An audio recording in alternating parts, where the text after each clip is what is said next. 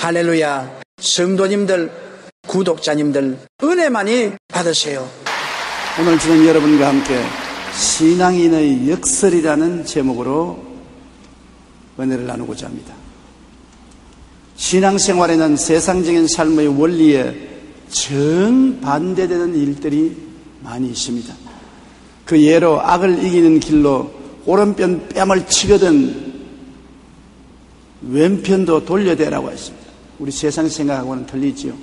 오른편 뺨을 치거든 너도 한 대 갈겨라 그랬는데, 성경은 오른편 뺨을 치거든 왼편도 돌려대며 송사하여 겉옷을 가지려거든 속옷까지 주며. 참 생각해도 알 수가 없어요. 왜 속옷까지 줘야 될지. 억지로 오리를 가게 하거든 심리를 가라 하신 가르침이신 것입니다. 억지로 오리 가자 하면 내 오리 더 가드리지요. 심리까지 같이. 세상적인 우리 생각과 주님이 주시는 지혜가 정반대되는 역설이 될 때가 많습니다. 또 주는 자가 받는 자보다 복이 있다는 가르침도 같은 것입니다. 우리 생각에는 자꾸 받는 것이 복된 것인 줄 아는데 주는 것이 복되다. 우리가 생각하는 것과 반대 아닙니까? 오늘 그 중에 몇 가지를 여러분과 더불어 생각해 보고자 합니다. 첫째로, 내가 약할 때 강하다. 내가 약한데 뭘 강합니까? 약한데 쓰러질 지경인데 어떻게 강하냐? 여러분, 약한 사람 보면은 누가 붙들어 주든지 지팽이를 짚든지 휠체어를 타든지 자기보다 강한 것에 의지하는 것입니다. 내가 강하면 다른 데 의지할 필요 없어요. 내가 두 다리를 굳세게 쓰고 두 손으로 나를 방어할 수 있지만은 내가 약하면 의지해야 되는 것입니다. 사람에게 의지하든지 자동차에 의지하든지 지팡이에 의지해야 되는 것입니다. 내가 약하면 도울 자를 찾고 의지하게 되는 것입니다. 고린도후서 1장 9절에 우리로 자기를 의지하지 말고 오직 죽은 자를 다시 살리시는 하나님만 의지하게 하려니라. 우리에게 어려움이 다가오고 우리가 약해지는 것은 강한 하나님이 계신 것을 찾으라는 것입니다. 내가 오늘 간증을 하나 읽어보니까 우리 교회에 나오는 자매님이 처음 교회에 나왔다가 별 재미가 없어서 그만 집어치웠는데, 가족이 교통사고가 나서 남편이 목에 신경이 끊어져서 하반신 마비가 되어서 병원에 입원을 하니까 이제 집안 살아나갈 일이 막연합니다. 어찌합니까?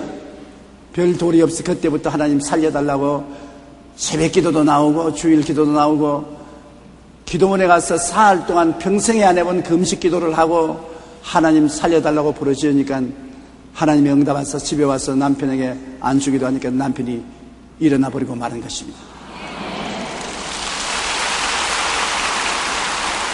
약했으니까 하나님을 찾았지 강했으면 하나님 안 찾았습니다. 남편이 건강하고 자녀들이 건강한데 뭘 하나님 찾겠느냐. 남편이 하반신 마비가 되니까 병원에서도 이제는 평생 하반신 마비로 병신이 될지 낫지 않는다고 선언을 하니까 그때야 강한 자를 찾습니다. 나보다 더 강한 자가 와서 붙들어 줘야 되거든. 그래서 하나님을 찾고 하나님이 응답을 해 주어서 건강을 얻게 되었다는 것입니다.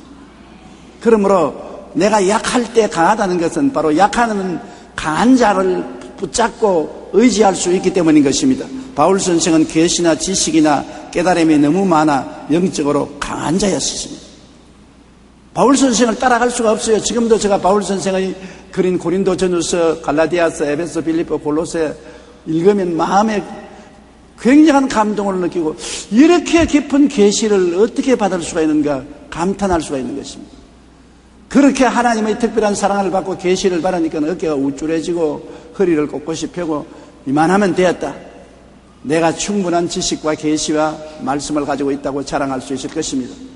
그러므로 하나님은 바울 선생을 더 크게 사용하려면 낮아지고 깨어져서 더욱더욱 하나님께 의지하고 하나님 말씀에 귀를 기울이게 만들어야 되는 것입니다. 교만해질 수 없게 만들기 위해서는 약하게 만들어야만 되었었습니다. 그래서 성경에 보면 바울 선생께서는 사탄의 사자 육신의 가시가 그 몸에 와서 약하게 만들어 하나님을 항상 의지하여 하나님의 능력 없이는 살 수 없게 만드는 것입니다. 사탄의 사자가 왔으니 사탄 사자가 와서 도적질하고 죽이고 멸망시키는 일을 하지 않겠습니까? 사도 바울 선생 일어서도 고통을 주고 앉아도 고통을 주고 일을 할 때도 적군들이 생기게 나고 반대가 생기게 나고 여러 가지 괴로우니까 바울은 쉬지 않고 기도해야 되는 것입니다. 다른 사람은 하나님을 평안하면 잊어버릴 때가 많아요. 그러나 심신이 괴로운 사람은 24시간 내 아버지 도와주시옵소서, 하나님 살려주옵소서, 하나님만 바라고 의지합니다. 기도 안 할 수가 없어요. 아프고 답답하니까. 저도 50년 동안 목회하면서 평안할 때는 아이고 하나님 잊어버리고 있었구나 그런 생각이 듬뿍 마음에 납니다. 하루에 살면서도 내가 편안하니까 하나님과 예수님을 잊어버릴 때가 종종 있어요. 가끔 있는 게 아니라 종종 있어요. 그러나 내가 고통스러우면 한시도 하지 않고 하나님께 붙잡고 하나님 날 도와주십시오, 날 도와주십시오 그럽니다. 여러분 자식들도 그렇지 않습니까? 타향에 나가서 한 자식들이 평안하고 잘 살면 부모에게 1년에 편지 한두 번 할지, 더구나 요새 핸드폰만 들면 이야기할 수 있어도 전화도 안 합니다. 그러나 부모에게 자꾸 전화가 오들랑 좋은 소식인 줄 생각하지 마세요. 괴로우니까 뭐 도와달라고 전화를 하는 겁니다. 편안할 때는 부모에게 별 전화 안 하다가 괴로우면 아침 저녁으로 문안을 드리고 안녕하십니까? 그러고 난 다음에 날 좀 도와주소. 그렇게 하는 것입니다. 약하니까 도움을 청하지, 강한 데는 도움을 청하지 않지요. 바울 선생이 그렇게 하나님께 묵시와 계시를 많이 받고 지식이 풍부하더라도 괴로우니까 사탄의 사자가 와서 그를 옹칸 괴롭게 하니까 그는 24시간 하나님께 부르짖어 기도하게 되는 것입니다. 고린도후서 12장 7절로 10절 이 배경을 알고 우리 한번 다 같이 읽어보십시다.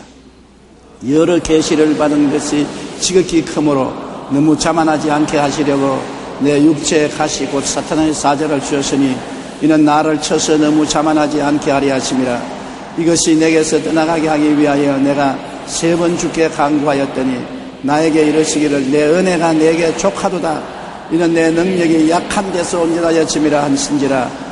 그러므로 도리어 크게 기뻐함으로 나의 여러 약한 것들에 대하여 자랑하리니 이는 그리스도의 능력이 내게 머물게 하려 함이라. 그러므로 내가 그리스도를 위하여 약한 것들과 능력과 궁핍과 박해와 공고를 기뻐하노니 이는 내가 약한 그때 강함이라. 약할 때 강하다. 내 개인적으로는 굉장히 약하지만 원수가 볼 때는 엄청나게 강하다. 왜? 내가 약하니까 강한 자하고 손을 꽉 잡고 함께 가니까 강하거든. 우리 나이가 자기 혼자는 약하지 않아요. 그러나 아버지하고 손을 탁 잡고 나가면 기세당당하지 않아요. 그러므로 실제 자기 개인적으로는 극히 약하지만은 타인이 볼 때는 엄청나게 강한 것은 엄청난 강한 자의 손을 잡고 의지하고 나오기 때문인 것입니다.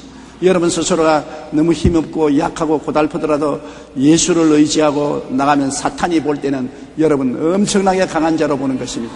왜냐하면 여러분 플러스 예수님이 함께 오는데 감당할 수가 있어요.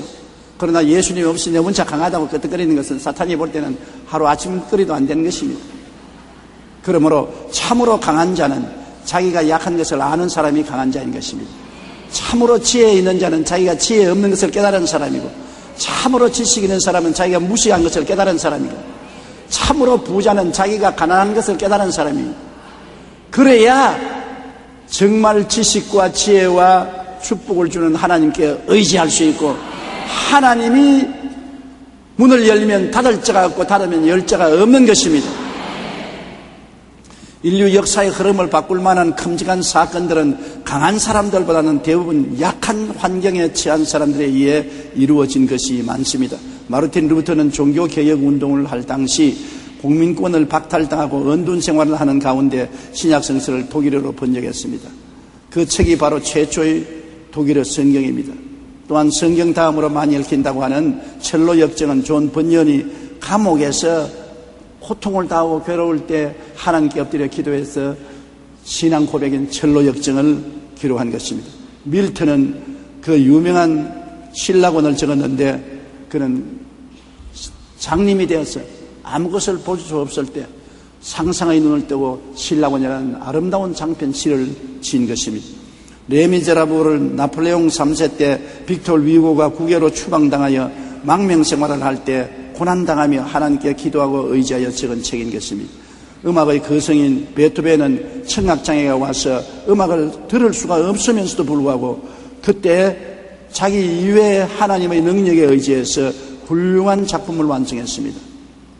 미국의 대통령 루즈벨트는 소아마비여서 휠체어를 타고 다녔지만 미국의 역대 가장 오랫동안 집권한 4선 대통령이 된 것입니다. 미국의 링컨 대통령은 이렇게 말했습니다. 인생은 위로부터 주어지는 힘에 의해서 움직여진다. 위에서 힘이 와야지. 내 힘 가지고는 제가만 일밖에 못해요. 큰 일을 하려면 위에서 힘이 와야지. 위에서 힘을 얻으려면 의지해야지요. 의지하세요. 곧 의지하세요. 구하겠네, 곧 구하겠네. 의지하는 자를 구해주지, 의지하지 않고 자기 스스로 곳곳이 선다고 자랑하는 사람을 하나님은 붙들어주지 아니하는 것입니다. 우리가 약할 때 강하게 될 수 있는 것은 예수님께서 우리 연약함을 친히 담당해 주시고 우리를 품어주시고 안아주시고 업어주시기 때문인 것입니다. 둘째로 내가 하나님께 항복할 때 이기는 자가 되는 것입니다. 하나님을 반대하고 하나님 뜻을 거역하면서 내가 내 중심에 서서 내 고집대로 산다고 하는 사람은 형편없이 약한 자인 것입니다. 그러나 내가 깨어져서 하나님께 항복하고 천부에 의지없어 손들고 믿어 주님이 원하시면 개인이나 가정이나 생활이나 사업이나 모든 것에 순종하겠습니다. 그리고 자기가 하나님께 항복할 때 하나님이 그 사람을 강하게 만들어 주신 것입니다. 하나님께 항복하지 않고 자기 고집대로 서서 나가는 자는 강하게 보이나 실제는 형편없이 약한 자인 것입니다. 야곱의 야복한 시름을 보십시오. 하나님께서 야곱을 보고 고향으로 돌아가라고 했는데 처자를 데리고 많은 짐승떼를 거느리고 고향으로 가까이 와 야복강을 건너고 난 다음에 형이 있는 곳에 사자를 보내니까 형 에서가 동생을 죽이려고 400인의 집에서 기른 장정들을 데리고 출동을 했습니다. 이 소리를 듣자 야곱은 간담이 녹았습니다. 이래서 자기 처자와 짐승떼를 약복감을 다 건너가고 난 다음 자기는 안 건납니다. 여보 함께 가야지요. 아빠 왜 안 건너가? 너희들 먼저 가. 나에게 볼 일이 있다. 왜냐? 형이 와서 짐승떼를 치고 처자를 치면은 죽일 이사가 있으니까 36개를 놓겠다는 것입니다. 도망치고 안 죽이면 그때 슬며시 머리 건질고 나오겠다는 것입니다. 그런 고약한 놈이 어디 있습니까? 처자를 형의 칼의 밥으로 내놓고 자기는 살겠다고 강 건너편에 쪼그리고 앉아서 있습니다. 그러니까 해가 지는데 갑자기 키가 크고 장대한 분이 다가오더니만 그를 콱 붙잡고 건너가라 이놈아. 강을 건너가서 처자와 살아도 같이 살고 죽어도 같이 죽어야 될 것 아니야. 건너가라. 나 안 가요. 내가 살아야지 뭐 처자가 죽더라도 내가 살아야지 무슨 소리 하냐. 난 안 가요. 그런 남편하고 결혼한 여자는 행복한 여자인지요. 결혼할 때 조심해야 돼요. 책임질 사람을 결혼해야지. 결혼만 하고 책임 안 지는 사람하고 결혼했다가는 신세 망치는 것입니다. 야곱은 책임을 안 져요. 처자가 다 형의 칼에 죽으면 자기는 도망치고 인생 새 출발하겠다는 것입니다. 나는 성경 이때만 읽을 때만 되면 야곱에게 한번 주어받고 싶은 생각이 나요. 하나님의 사자가 와서 건너가라. 안 가요. 얼마나 고집이 있으든지 초저녁에 실험을 시작한 것이 새벽에 해가 뜰 때까지 항복을 하지 않습니다. 그러니까 하나님의 사자가 손을 들어 한두뼈를 치니까 뼈가 어득하고 그러져 자빠졌습니다. 쩔름바리가 됐어요. 이제 보니 큰일 났단 말입니다. 이제 형이 오면 다 도망치기 틀렸어요. 그냥 완전히 한두뼈가 그러져서 걸음을 걸어도 그냥 걷지 못하고 이라고 몇 자국 달아나겠습니까? 그러니까 하나님의 사자를 붙잡고 나를 복내려 주지 않으면 당신을 놓지 않겠나이다. 너 이름이 뭐냐? 야곱입니다. 쉽게 말하면 사기꾼이란 말인 것입니다. 너 이름은 이제 야곱이 아니고 이스라엘로 불러라. 이스라엘은 하나님과 씨름해서 이긴 자라는 것입니다. 하나님을 씨름해서 졌는데도 불구하고 왜 이긴 자라고 말하냐? 그가 하나님께 항복을 하니까 하나님은 항복한 자를 승리자로 불러주시는 것입니다. 우리 그 이야기가 창세기 32장 24절로 25절 있는데 저 이야기를 기억하면서 성경을 한번 같이 읽어보십시다. 야곱은 홀로 남았더니 어떤 사람이 날이 새도록 야곱과 씨름하다가 자기가 야곱을 이기지 못함을 보고 그가 야곱의 허벅지 관절을 치매 야곱의 허벅지 관절이 그 사람과 씨름할 때 어긋났더라.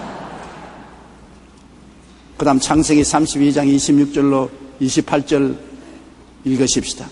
그가 날이 이르되 세려하니 나로 가게 하라. 야곱이 이르되 당신이 내게 축복하지 아니하면 가게 하지 아니하겠나이다. 그 사람이 그에게 이르되 내 이름이 무엇이냐? 그가 이르되 야곱이니이다. 그가 이르되 내 이름을 다시는 야곱이라 부를 것이 아니요 이스라엘이라 부를 것이니 너는 내가 하나님과 및 사람과 그리워 이겼음이라. 완전히 하나님과 씨름해서 사실은 졌는데 하나님은 전 사람 보고 너는 이겼다. 항복한 사람은 하나님 안에서 승리자가 되는 것입니다. 아침에 처자들이 남편 아버지를 기다리고 있으니까 약복강을 건너서 오는데 머리는 산발이 되고 얼굴은 전부 콩팥을 문제는 같이 새카맣게 되고 옷은 찢어지고 쩔뚝 하면서 그러면 아이고 이게 웬일입니까? 왜 어떤 일입니까? 부끄러워서 말도 못하고 그냥 따라만 오너라. 너희들은 다 내 뒤에 서라. 이제는 처자들을 전부 자기 뒤에 세우고 자기가 앞에 서 죽더라도 내가 먼저 죽는다. 이제는 하나님께 의지하고. 그래 형이 400인의 군대를 거느리고 죽이려고 오보니까 한 줌도 안 되는 동생이거든. 쩔렁거리고 오는데 불쌍해서 보지를 못하겠어요. 머리는 산발이 되고 옷은 찢어지고 쩔뚝하는 그 칼로서 뭘 죽이겠습니까? 과거의 원한이 눈 녹듯이 사라지고 말에서 뛰어내려서 동생을 껴안고 야 이놈아 20년 동안 날 떠나서 있더니 이제 이 쩐두마리가 되어 돌아오느냐. 엉엉 울고서 서로 목을 껴안고 화해하고 죽음을 면하고 살아난 것입니다. 하나님의 능력이 싸우지 아니하고 승리를 갖다 주신 것입니다. 이 세상에서 가장 위대한 승리가 무엇입니까? 싸우지 않고 이기는 것이 가장 큰 승리가 되는 것입니다. 우리가 하나님 앞에 깨어지면 하나님은 인생의 전쟁에서 싸우지 않고 이기게 만들어 주시는 것입니다. 너희는 가만히 있어 하나님께서 너희를 위하여 싸우는 것을 보라. 오늘 너희가 본 이 애굽 적군을 다시는 영원히 보지 못하리라고 모세가 말한 것처럼 하나님이 우리 위해서 싸우기 위해서는 우리가 하나님 앞에 항복해야 되는 것입니다. 우리가 항복하면 하나님이 우리를 책임져 주시는데 우리가 고집을 부리고 항복하지 아니하면 하나님은 우리에게 멀리서 계신 것입니다. 그러므로 우리 주님께 항복해서 전부 여지없어서 손들고 옵니다. 주 나를 버리면 내 어디 가리까? 그 찬송처럼 하나님께 항복하는 사람이 가장 지혜로운 사람이고 행복한 사람인 것입니다. 셋째로 내가 빈 그릇이 될 때 가득해지는 것입니다. 빈 그릇이 되는데 어떻게 가득해지느냐? 가득한 그릇을 가져야지. 그렇지가 않습니다. 내가 인생에 빈 그릇을 가지고 있어야 하나님이 채워주시지 가득히 담고 있으면 채울 것이 없습니다. 가득히 담아 있는데 또 무엇을 채워요? 채울 틈이 없잖아요.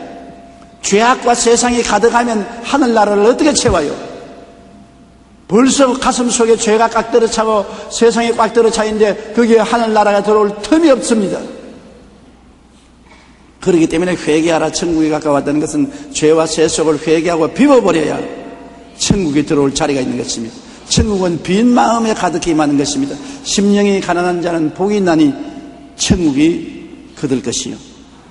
그러므로 우리 마음속에 있는 죄와 세상을 다 회개하고 털어버리고 빈 그릇이 될 때 가득해지는 것입니다.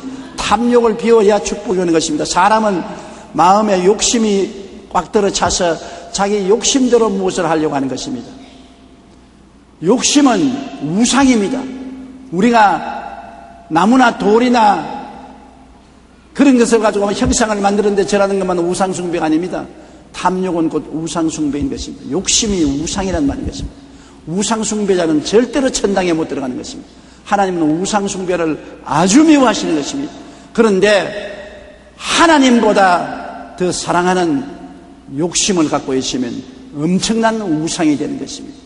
그러므로 탐욕은 우상 숭배가 되는 것입니다. 탐욕을 가지고 있으면 하나님이 절대로 채워주지 않습니다. 우리가 신앙생활할 때도 11조와 헌물을 아끼지 말고 하나님께 드리라고 하는데 11조가 아까웠고 헌물이 아까워서 그것을 안 드리고 하나님 축복만 주십시오. 11조와 헌물이라는 탐욕을 비워놓아야 그 그릇에 하나님이 복을 주시지, 그 그릇을 안 비워놨는데 어떻게 복을 주십니까? 저는 목회 시작할 때 한 푼도 없는 빈털터리였었습니다. 불광동에서 서대문에 버스비가 없어서 늘 걸어서 왔다 갔다 하고, 옷은 한 벌로서 봄, 여름, 가을, 겨울 갈아입을 필요 없이 한 벌만 있으면 그가 다 입어요.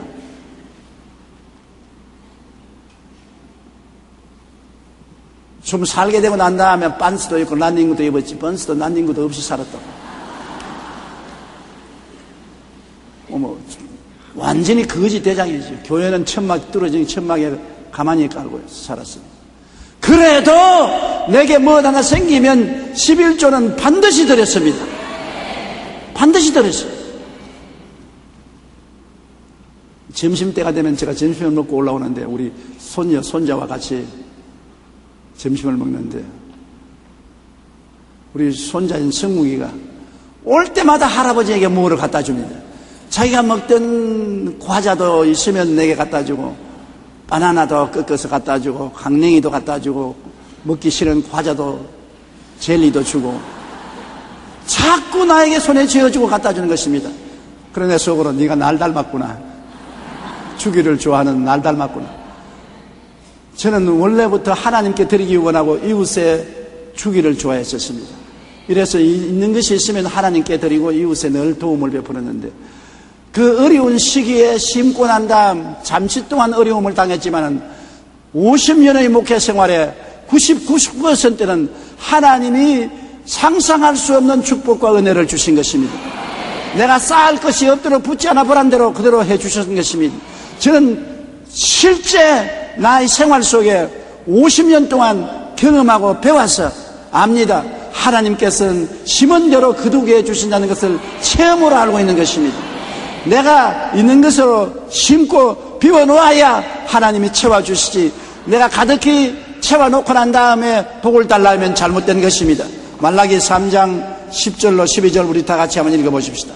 만군의 야훼가 이르노라, 너희의 온전한 11조를 창고에 들여 나의 집에 양식이 있게 하고 그것으로 나를 시험하여 내가 하늘 문을 열고 너희에게 복을 쌓을 곳이 없도록 붙지 아니하나 보라. 만군의 야훼가 이르노라, 내가 너희를 위하여 메뚜기를 금하여 너희 토지 소산을 먹어 없애지 못하게 하며 너희 밭에 포도나무 열매가 기한 전에 떨어지지 않게 하리니 너희 땅이 아름다워짐으로 모든 이방인들이 너희를 복되다 하리라. 만군의 야훼의 말이니라. 하나님 거짓말 하시겠습니까? 하나님 거짓말하면 저 하늘을 지으시고 이 땅을 지으신 하나님이 어떻게 하나님이 될 수 있겠습니까? 우리가 말씀대로 시행하고 환경을 바라보지 않고 믿고 있으면 빈 그릇은 다 채워지는 것입니다. 사랑하는 자여, 내 영혼이 잘됨같이 내가 범사에 잘됨에 강건하기를 내가 강관을 하신 줄. 도적이 오는 것이 도적질하고 죽이고 멸망시키는 것이요, 인자한 것은 양으로 생명을 얻게 하되 더 풍성히 얻게 하려 왔노라고 했는데, 우리 하나님은 우리를 풍성케 하사 모든 일에 항상 모든 것을 착한 일을 넘치게 하기를 원하시는 것입니다. 뭐 있어야 착한 일을 하지, 쥐뿔도 없는데 무슨 착한 일을 해요? 하나님이 우리를 복을 주셔야 우리가 그걸 가지고 남을 복되게 하지, 아무것도 없는데 누구에게 복을 나누어 줄 수 있는 것입니까? 우리가 사랑과 행복을 이웃과 나누라고 하는데 무엇이 있어야 나누지 않습니까? 그러나 내가 조그마한 것을 가지고 나누면 하나님은 더 주시고, 또 그것을 나누면 더 주시고, 하나님은 자꾸 주시는 양을 크게 하고 그릇을 크게 하는 것입니다. 그릇이 있어야 복을 주어요. 엘리사의 제자 중 한 사람이 세상을 떠서 그 과부가 엘리사에 와서, 엘리사 선생님, 우리 남편이 선지자인데 세상을 떴는데 체주들이 와서 애들을 잡아서 종으로 팔겠다고 합니다. 살려주십시오. 엘리사가 집에 뭐가 있느냐? 먹다 남은 기름 조그만밖에 없습니다. 집에 돌아가서 애들을 시켜서 이웃에 그릇을 빌리되 많이 빌려라. 그리고 문을 닫아놓고 그 기름병으로 그릇에다가 부어라. 그래서 이 과부가 애들 시켜서 이웃에서 모든 양푼과 대야 다 빌렸습니다. 그리고 집에 부엌에 갖다 널어놓고 문 닫아놓고 그 조그마한 기름병 갖다 부으니까 기름이 줄줄 나오는데 끝이 없어. 한 그릇 채워놓고 다른 그릇 나오니까 또 줄줄 나오고 또 줄줄 나오고 온 집에 있는 그릇에 기름이 가득 차고 난 다음에 애 보고 얘야 또 대야 가져오너라. 엄마 다 가져왔어요. 이제 없어요. 그러니까 기름이 뚝 꺼져버렸습니다. 기름이 그릇이 있을 동안에는 늘 흐르지만은 그릇이 없으면 거쳐버리고 마는 것입니다. 여러분이 계속 빈 그릇을 만들어야 계속 부어주시지, 여러분 빈 그릇을 안 만들면 하는 축복은 거칩니다. 내게 주시는 축복을 자꾸 나누어 주어서 내가 자꾸 적은 그릇을 비우면 큰 그릇으로 또 채워주고 큰 그릇을 비우면 더 큰 그릇으로 채워주는 것이 하나님인 것입니다. 하나님은 어제나 오늘이나 영원토록 동일하시고 하나님은 그 풍성한 대로 우리 쓸 것을 더하시고 채워주시는 하나님인 것입니다. 좋은 하나님인 것입니다. 누가복음 6장 38절에 주라 그리하면 너희에게 줄 것이니 곧 후회되어 누르고 흔들어 넘치도록 하여 너희가 함께 주리라. 나는 이 성경만 보면 친정 어머니가 눈에 보여요.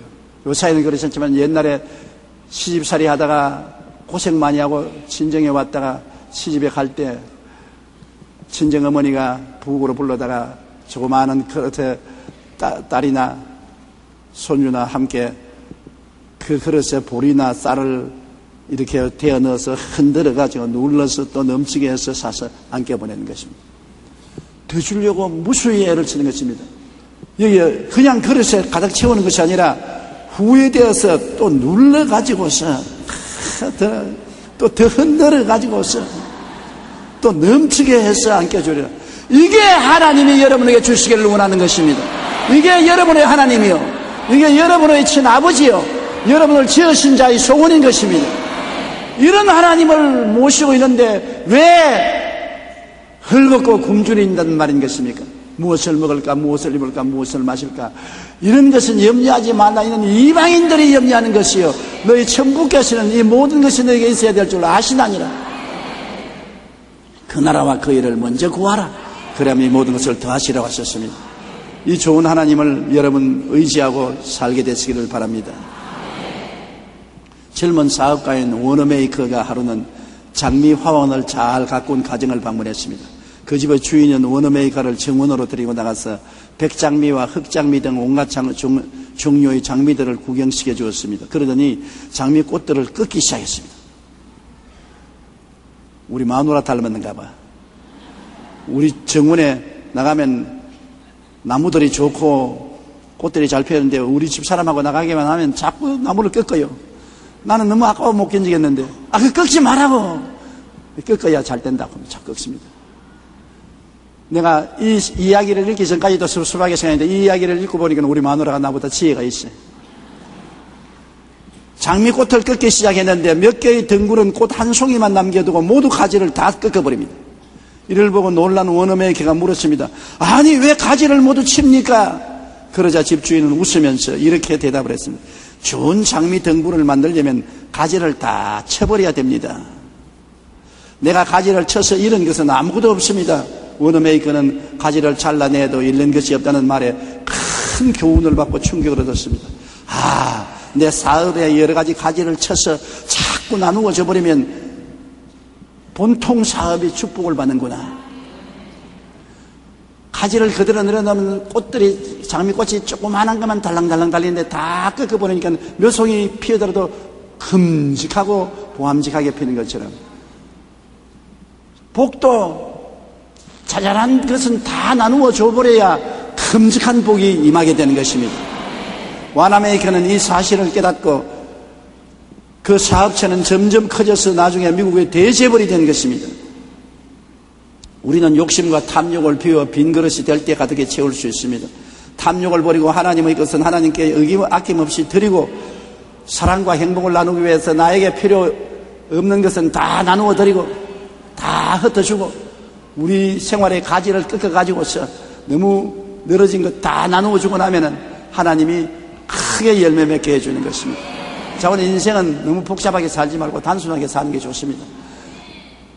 먹지도 않을 것 집에 갖다 놓고 쓰지도 않을 것 벽장에 속에 두지 말고 오늘 가서 다 가지고 사랑과 행복 나누기 운동에 가지고 오세요. 벽에도 좋고 혼이불도 좋고 담요도 좋고 먹던 약도 좋고 왜 내가 안 쓰는 건 왜 가지고 있습니까? 나 쓰기는 필요 없고 남 주기는 아깝고 썩을 때까지 갖다 놓습니다. 사실 여러분 벽장 열어보면 쓸데없는 건 많아요. 부엌에도 가면 안 먹는 건 많이 있고 돈도 남아서 안 쓰고 놔두었으면 가져오세요. 자꾸만 자꾸 비워야 하나님의 성령의 기름이 부어지지 비우지 아니하면 안 부어지는 것입니다. 버려야 얻는 비밀이 바로 여기에 있는 것입니다. 넷째로 내가 죽을 때 영원히 사는 것입니다. 왜냐? 나는 두 사람이 함께 살거든요. 속 사람과 그 사람이 함께 살아요. 여러분 모두 다 이중인격입니다. 속 영혼의 사람과 육신의 사람 두 사람이 살아요. 그런데 그 두 사람 중에 한 사람이 죽어야 다른 사람이 사는 것인데 세상 사람은 속 사람이 죽었기 때문에 60만 살다가 70, 80, 90 되면 흙으로 돌아가고 지옥을 떨어지고 마는 것입니다. 속 사람이 살려면 정욕과 탐욕과 욕심인 그 사람이 죽어야 돼요. 요한일서 2장 15절로 16절에 이 세상이나 세상에 있는 것들을 사랑하지 말라. 누구든지 세상을 사랑하면 아버지의 사랑이 그 안에 있지 아니하니 이는 세상에 있는 모든 것이 육신의 정욕과 안목의 정욕과 이생의 자랑이니 다 아버지로부터 나온 것이 아니요 세상으로부터 나온 것이라. 이 세상의 탐욕은 다 세상 육신에 속한 것 아닙니까? 보는 대로 듣는 대로 만지는 대로 다 가지고 싶고 방탕하고 허랑하는 것. 육신을 따라 살면 영은 죽어요. 육신을 죽이고 마음과 뜻을 다하여 하나님을 섬기고 하나님께 영광 돌리고 하나님을 위해서 살면은 육은 싫어하죠. 그러나 영은 사는 것입니다. 주일날 교회 안 나오고 세상에 놀러 다니고 등산 가고 낚시 가고 하면 육은 재밌지요. 그러나 영은 말씀 못 먹고 굶주려 죽지 않습니까? 기도 안 하고 텔레비 보고 하고 있으면 육은 좋지요. 그러나 영은 말라 죽지요.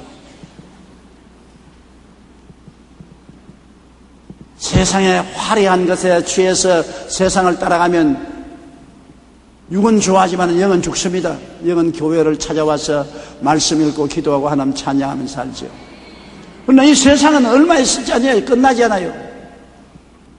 제가 20대 30대는 60, 70이 되면은 와, 딱 고목나무구나, 곰팡이 폈구나, 얼마 있으면 사라지겠구나 그렇게 생각했는데 순식간에 내가 그 고목나무가 되어버리고 마는 것입니다. 사람 사는 것 여러분 순식간에 지나가는 겁니다. 젊다고 자랑하지 마세요. 나도 옛날에 자랑했다고. 순식간에 할아버지 할머니 되고 말아요. 육신의 삶이란 있는 것 같은데 벌써 사라져버리고 마는 것입니다. 영원히 사는 영혼을 구원해야 돼요. 영혼이 잃어버리면 온 천하를 다 구해도 무슨 소용이 있습니까? 아름다운 국민 아이돌이 된 배우가 자살을 했습니다. 너무나 안타까웠습니다. 왜 죽노? 살아야지. 세상을 따라 살다 보니까 세상에 절망이 오니까 생명을 끊지 않아요. 그 세상이 그런 겁니다. 세상이 한때는 환영을 하다가 필요 없으면 그냥 짓밟고 욕을 하는 것입니다. 하나님을 바라보고 살았으면 좋을 때는 하나님이 좋아서 좋고 나쁠 때는 하나님이 위로하고 붙들어 주시니 좋고 하나님보다 더 좋은 데가 어디 있는 것입니까? 예수 믿고 아버지를 섬기고 살았다면 어떠한 어려움도 극복할 수가 있는 것입니다. 피투성이가 되어도 살아야지. 하나님이 주신 명대로 이 땅에 살고 하나님 섬기며 살다가 하나님 오라 하실 때 천국에 들어가면 영원 무궁토록 부귀와 영화와 공명은 견줄 수가 없는 아름다운 삶을 살 것인데 그 길을 택해야 될 것인 것입니다. 갈라디아서 2장 20절로 21절에 바울이 말하기를 내가 그리스도와 함께 십자가에 못 박혔나니 그런즉 이제는 내가 사는 것이 아니요 오직 내 안에 그리스도께서 사시는 것이라. 이제 내가 육체 가운데 사는 것은 나를 사랑하사 나를 위하여 자기 자신을 버리신 하나님의 아들을 믿는 믿음 안에서 사는 것이라. 내가 하나님의 은혜를 패하지 아니하노니 만일 의롭게 되는 것이 율법으로 말미암았으면 그리스도께서 헛되이 죽었나니라. 항상 예수와 함께 육신의 세상에서 나는 죽고 십자가를 통하여 그리스도와 함께 살아났다고 생각하고 그렇게 꿈꾸고 그렇게 믿고 그렇게 말해야 되는 것입니다. 고린도후서 5장 12절에 누구든지 그리스도 안에 있으면 새로운 피조물이라. 이전 것은 지나갔으니 보라 새 것이 되었도다. 예수 그리스도의 십자가를 기본으로 해서 이전 것인 그 사람은 죽었습니다. 십자가에 그리스도와 함께 죽고 그리스도를 통해서 장사자 때가 부활한 것은 새 사람이 살아난 것입니다. 이전 것은 지나가고 새 사람이 되었었습니다. 그러므로 우리 마음에 그 그리스도를 통해서 일어난 변화를 항상 생각하고 나는 새 사람이 되었다고 꿈꾸고 믿고 새 사람이 되었다고 말하고 새 사람의 삶을 살려고 노력하고 애써야 되는 것입니다. 구원은 예수 그리스도의 십자가의 보혈을 믿기만 하면 무조건 하고 은혜로 구원받습니다. 그러나 구원을 받고 난 다음에는 육체는 점점 죽이고 영적으로는 점점 살아나야 되는 것입니다. 자라나야 돼요. 어린아이로 태어나는 것은 어머니가 태어나게 해서 태어났는데 그 다음 지가 먹어야죠. 그래야 자라지. 안 자라고 빗덩어리로 남아있으면 안 되잖아요. 예수 믿고 구원받았으면 영적으로 성장해야 되고 장성하게 되어야 천국 올라가서 장성한 분량대로 은혜를 받습니다. 천국에 올라가서 다 똑같은 곳에 사는 것이 아니라고 나는 생각합니다. 안 자란 어린아이들은 유치원에서 살고 초등학교 정도는 초등학교 정도에 살고 대학 정도 자란 사람은 대학 정도 살고 왕성한 사람은 완성된 곳에 살고 천국에 차별이 있을 것으로 생각합니다. 그러므로 여러분이 천국에 주님께 더 가까이 가서 살지 천국 말죽거리에 가서 사는 여러분은 안 되기를 바람하지 않습니다. 요사이는 말죽거리가 좋게 지냈지만 옛날 우리 어릴 때는 말죽거리가 우스웠어요. 그러므로 예수와 십자가에 함께 죽었다고 생각하십시오. 예수와 함께 죽었다고 꿈꾸십시오. 예수와 죽었다고 믿으십시오. 따라 말씀하십시오. 나는 그리스도와 함께 그 사람은 십자가에 못 박아 죽었습니다. 지금은 성령을 모시고 속사람이 살아있습니다. 그렇게 생각하고 꿈꾸고 믿고 입술로 고백하게 되시기를 바랍니다. 여러분, 성경에는 내가 약할 때 주님께서 붙들어줌으로 강하고 내가 하나님께 항복해서 두 손 들었을 때 하나님은 나에게 이기게 만들어 주시고 나를 비우면 충만하게 되고 내가 죽으면 영원히 살게 되는 것입니다. 이와 같은 축복이 여러분에게 있으시기를 주님 이름으로 축원합니다. 우리 고개 숙여 기도드리겠습니다. 사랑이 많으신 우리 하나님 아버지요, 우리가 강하다고 할 때 사실은 약하고 하나님께 항복하지 않고 고집 부릴 때 깨어지고 나를 채워넣으면 빈그릇되고 내가 살면 영원히 죽게 됩니다.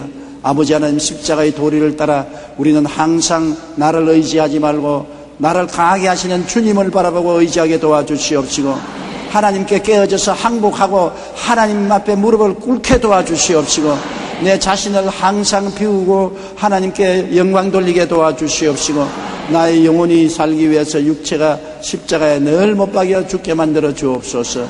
도와주옵소서. 이 세상에 사람이 천하를 다 얻고도 자기 목숨 하나 잃으면 무슨 유익이 있습니까?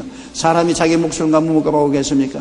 순식간에 지나가는 세상 붙잡고 살다가 영혼을 잃어버려 지옥불에 타지 말게 하여 주시옵소서. 예수님 이름으로 기도합니다. 아멘. 할렐루야. 아멘. 목사님 감사합니다. 구독과 좋아요는 제작하는 데 힘이 됩니다. 감사합니다.